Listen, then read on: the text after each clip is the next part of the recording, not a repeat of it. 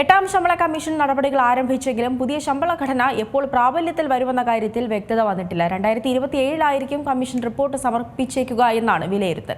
എന്നിരുന്നാലും 2026 ജനുവരി 1 മുതൽ മുൻകാല പ്രാബല്യത്തോടെ പുതുക്കിയ ശമ്പളം ലഭ്യമാകുമെന്നാണ് നിഗമനം.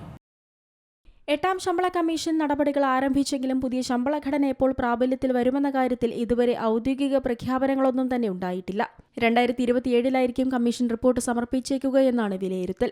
ഏഴാം ശമ്പള കമ്മീഷൻ പ്രകാരം നിലവിൽ 50,000 രൂപയിൽ താഴെ അടിസ്ഥാന ശമ്പളമുള്ള ജീവനക്കാർ ലെവൽ 1 മുതൽ 8 വരെയുള്ള വിഭാഗങ്ങളിലാണ് ഉൾപ്പെടുന്നത്. 18,000 രൂപ മുതൽ 47,600 രൂപ വരെയാണ് ഇവരുടെ അടിസ്ഥാന ശമ്പളം. അടിസ്ഥാന ശമ്പളം വർദ്ധിപ്പിക്കാൻ ഉപയോഗിക്കുന്ന ഗുണനഘടകമായ ഫിറ്റ്മെന്റ് ഫാക്ടർ പ്രധാനമാണ്. 2.46 മുതൽ 2.86 വരെയായിരിക്കും ഇത്തവണത്തെ ഫിറ്റ്മെന്റ് ഫാക്ടർ എന്നാണ് വിലയിരുത്തൽ. ജീവനക്കാരുടെ യൂണിയനുകൾ 3 മുതൽ 3.25 വരെ ഉയർത്താനാണ് നിർദ്ദേശിച്ചിട്ടുള്ളത്. താഴ്ന്ന വരുമാനക്കാർക്ക് ഇത് വലിയ മെച്ചമുണ്ടാക്കും. എന്നാൽ അന്തിമ തീരുമാനം എല്ലാ ശുപാർശകളും പഠിച്ച ശേഷം സർക്കാരാവും എടുക്കുക.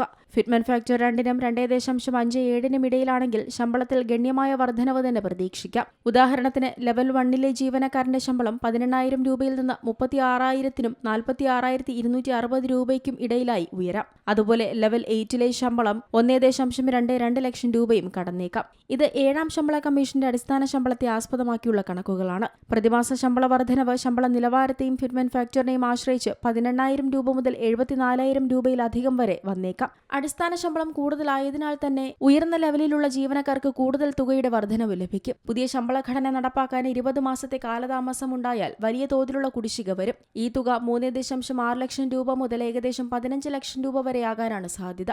ശമ്പള നിലവാരവും ഫിറ്റ്മെന്റ് ഫാക്ടറും കുടിശ്ശികയുടെ കാര്യത്തിൽ നിർണായകമാണ്. ഉയർന്ന ശമ്പളക്കാർക്ക് ഏറ്റവും വലിയ കുടിശ്ശിക ലഭിക്കും. ലെവൽ 1ൽ ഉള്ളവരുടെ കുടിശ്ശിക 3.6 ലക്ഷം മുതൽ 5.65 ലക്ഷം രൂപ വരെയാകുമ്പോൾ ലെവൽ 8ൽ ഇത് 9.5 ലക്ഷം മുതൽ 14.9 ലക്ഷം വരെയായി ഉയരാനാണ് സാധ്യത. ശമ്പള നിലവാരവും ഫിറ്റ്മെന്റ് ഫാക്ടറും അടിസ്ഥാനപ്പെടുത്തിയായിരിക്കും ഈ വലിയ വ്യത്യാസം. Business desk, Zee Malayalam news. ഏറ്റവും പുതിയ വാർത്തകളും വിശേഷങ്ങളും വിരൽത്തുമ്പിലറിയാൻ സീ മലയാളം ന്യൂസ് എല്ലാ ഡിജിറ്റൽ പ്ലാറ്റ്ഫോമുകളിലും ലഭ്യം.